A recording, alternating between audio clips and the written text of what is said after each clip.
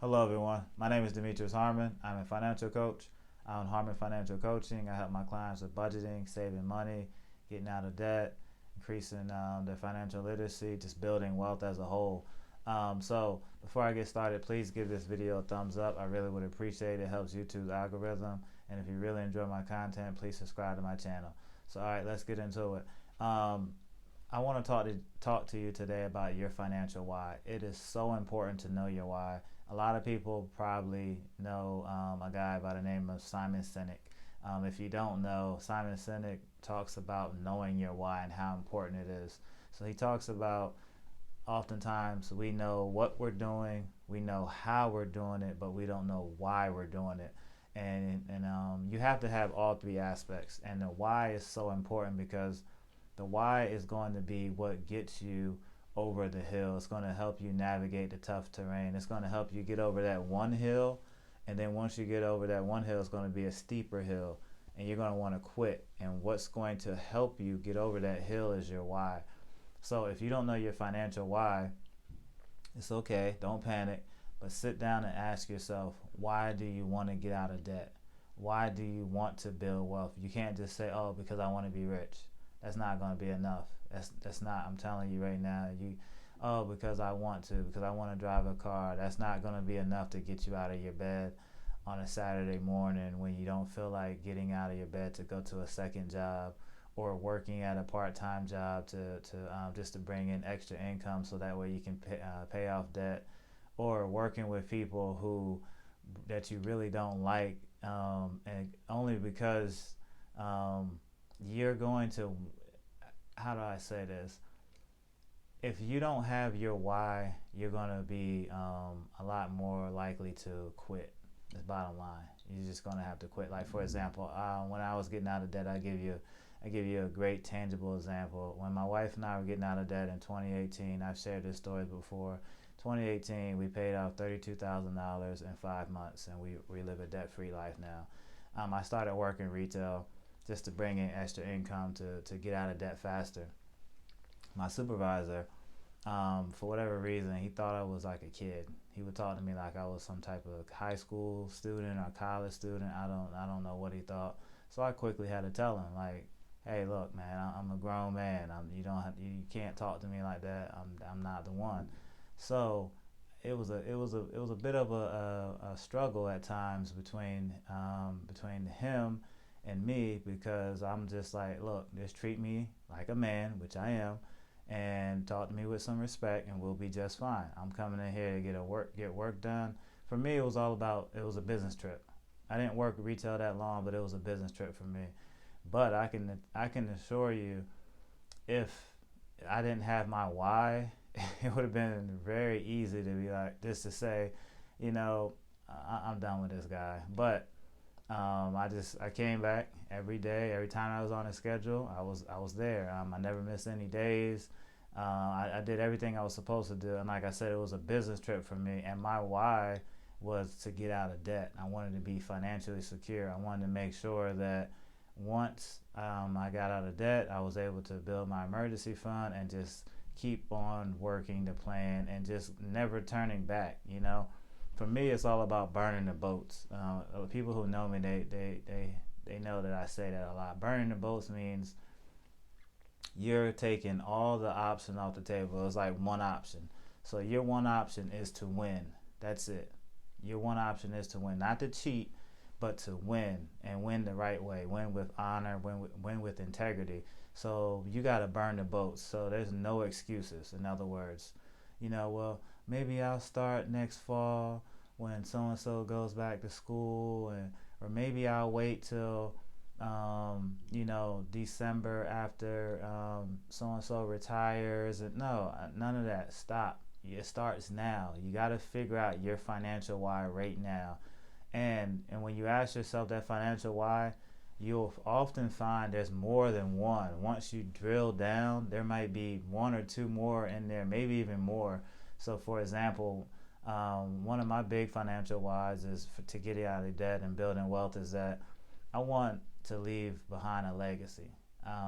You hear people talk about legacy from time to time, but a lot of people really don't know what that is. A legacy outlives you. Bottom line. A legacy is what people are going to say about you when you're gone. A legacy is what people are going to remember about you when you're gone. A legacy is going to be how you made people feel when you're gone. Are we seeing a trend here? It's all about when you're gone. So you got to start laying that foundation now. My legacy, my financial legacy for my family, for my kids is that, wait a minute, this guy, he came along and he changed our family tree. He wanted to make sure that we had money. He wanted to make sure we had options. My dad or my brother or whatever the situation may be, is that this person left me some money so that way I would be in a better financial situation. I had more options. I could go to college and pay as I go. I mean, your options are endless when you have money. Trust me. So that's one of my big things is my financial legacy. I talk to my kids all the time about what I want them, the type of adults I want them to be, and be respectful and be honorable, and be a man and woman of your word, and be the person that if someone says, hey, I really need help, are you gonna just go home and act like you didn't hear them, or are you gonna say, you know what, I can help you with that, let me help you, maybe they need some money, are you gonna be that person to help them out? So when you have money, like I said, I always say this, when you have money you have options. It's four poor people can't really help each other because they don't have anything. Maybe they can depending on the situation, but I heard someone say one time the best thing they could do for their family is to make sure they're not poor. And I love that because they're basically saying somebody has to make it. Somebody has to make it. We all can't just live in squalor and be poor. Somebody has to make it. So my financial wise, like I said, is just my financial legacy. But then also, changing our family tree. My wife and I, we talk about our dreams all the time. And I would encourage any couple to do that. Always talk about your dreams. One thing they don't tell you about when you're married is you hear people talk about communication, and they're right. Communication is key. But they don't really go into detail. Let me tell you what that really means. So I've been married 12 years, and communication, what it means to me is that you have to explain your innermost thoughts to someone other than yourself. I'm going to say it again. You have to explain your innermost thoughts to someone other than yourself. And guess what? A lot of people are lazy. A lot of people don't want to do that. They're like, hey, I don't want to do that. Or because I said so, like they're immature in that area of their life. They don't want to communicate that, then they can't articulate their words. So you have to be able to articulate your words to your spouse, and the finances is no different. You have to be able to say, hey, this is what I want our retirement to look like. This is what I was thinking. This is something I'm concerned about. You got to be vulnerable. You got to be clear. You got to be concise. You got to do all those things. So if you're having trouble with your financial why, if maybe you're single, maybe you're married. If you're married, take that time out, sit down, talk to your spouse about your financial why, financial dreams. Get to really know what they're feeling, some things they may be afraid of. You might find out some stuff that you didn't even know. Maybe they're afraid to retire. Or maybe they don't like the fact that you're spending X amount of dollars on a particular hobby, and they've been holding it in. You just never know. So that's just a little side note. But I challenge you to find out why. And when you ask yourself why, ask yourself again. And just to recap, the reason why it's so important is because, think of it like this. Let's say I'm just going to use this example. Let's say it was your dream car. Maybe your dream car is a Tesla. Maybe it's a Range Rover Sport. Maybe it's a Jeep Wrangler, triple black Jeep Wrangler. Whatever your dream car is. What if I gave that dream car to you, put it in your driveway, put a nice big red ribbon on it, and somebody says, "Hey, pop the hood. Let's see what's under the hood. Let's see that beautiful V8 engine." And you guys pop the hood, and there's no engine in there. You would look at me like someone who wants a Range Rover Sport, like, "Hey man, where's my V8 engine? Where's that at?" The why is your engine. That's what's going to drive you. Because if it's just yourself, if it's just I'm just doing this because I want to get rich, or because I wanted to save, $5,000, or I just want to get out of debt. If your why isn't big enough, you're going to fail. Why do you want to get out of debt? Why do you want to save $5,000? Maybe you want to save $10,000 so that way, your daughter can finish the last semester of her college debt free. That's a big why. So that's going to help you get out of your bed instead of saying, "Man, I really would like to lay in bed today. Yeah, I think I'll hit the snooze button 3 times." No, that why is going to get you out of bed. That's what you're going to have to figure out. And if you're wondering why you're not winning in any area of your life, we're just talking finances right now, but in any area of your life, you're going to have to find out your why. And once you find out that why, the light bulb will go off. It'll just be like, it'll be so bright you won't be able to miss it. And then it'll just be like game on. Now you're ready to do it.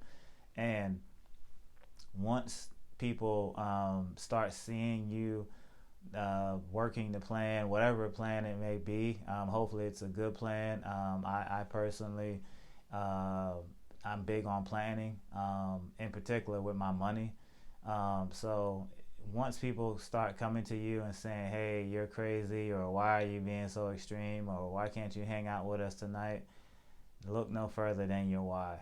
So when they ask you about happy hour, when they ask you, "Can we go out to eat?" when they ask you, "Can we go to Miami? Can we go to Vegas for a girls trip? Can we go hang out in Houston, just the fellas?" The answer is no, because your why is going to be the thing that drives you. So when you're telling people no, you're telling them no, but you're saying yes to something bigger. You know what that yes is? That yes is your why. Yeah, you see what I did there? So I'm gonna say it again. When you tell people no, or maybe you have to tell yourself no. You're telling yourself no, or you're telling your friends or family no, but you're really saying yes to something bigger, which is, like I said, your why. So that's your target, that's your bullseye. You want to hit that every single time.